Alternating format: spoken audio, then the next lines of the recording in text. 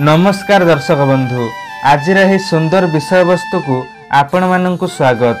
आज भिडियो रे आमे जानिबा दशानन रावण मृत्यु पूर्वर लक्ष्मण को देइथिबा तीनोटी गुरु मंत्र तथा ता जीवन में घटिथिबा तीनोटी अमूल्य शिक्षा जहाँ से लक्ष्मण को प्रदान करिथिला। तो सही रहस्यमय संपर्क रे जानिबा। तेणु ता पूर्वर जो मैंने प्रथम थर पर आम चैनल को आसी दयाकोरी यही भली सुंदर सुंदर नीतिबाणी और पुराण कथा और यही भली सुंदर सुंदर आध्यात्मिक वीडियो देखिबापी आम चैनल को सब्सक्राइब करनियंतु।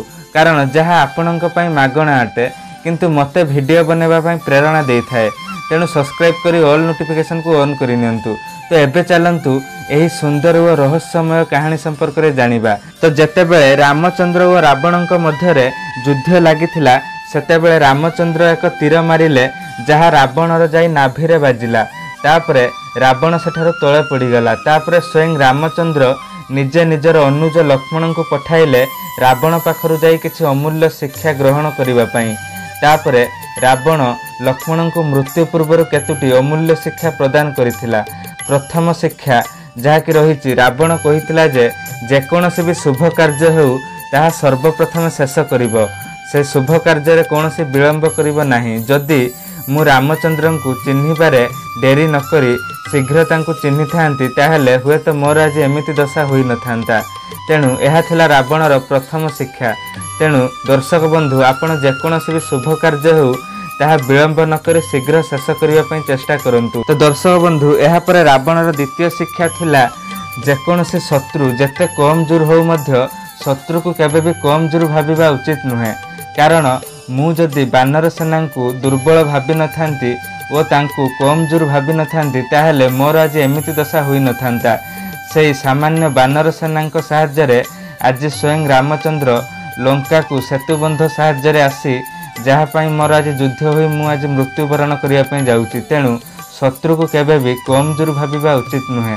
से बानर सेना ही आज रामचंद्र को साहाय्य कले मते मारिबा पई। तेणु रावणर यह थिला द्वितीय शिक्षा। तेणु दर्शक बंधु निजर शत्रु को केबे भी कम जोर भाविबा उचित नुहे। से जेते भी दुर्बल होइथांतु ना काहेकि तांको केबे भी आपण कम जोर भाविबे नाही। वो रावणर तृतीय शिक्षा थिला जहाँकि जेते भी निजर लोक होइथांतु ना काहेकि काहाकू निजर गोपन कथा वो निज जीवनर रहस्य संपर्क में काहाकू भी आपण कहिबे नाही।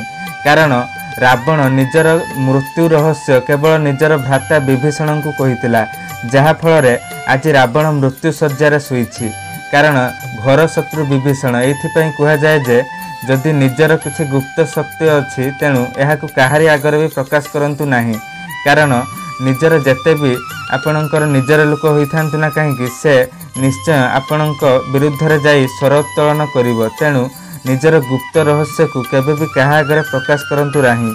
जदि रावण विभीषण को निज मृत्युर रहस्य संपर्क में जणाई न थांता ताहले हुए तो रावण आज मृत्यु शज्यार शुई न थांता। तेणु सेथिपई रावणकर यह एक गुरुत्वपूर्ण और अमूल्य शिक्षा अटे जहाँ आमे मध्य रावण ठारू किछि शिखिबार अछि। कारण निजर कौनसी भी गुप्त तथ्य केबे भी जेते भी निजर लोक होइथांतु काहा कि प्रदान करंतु नाही जहाँ फल आपण असुविधार सम्मुखीन हेबे।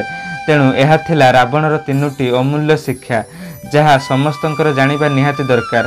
तेणु आगक एही भली चमत्कार वीडियो और आध्यात्मिक वीडियो देखिबा पई मो चैनल को सब्सक्राइब करी रखंतु।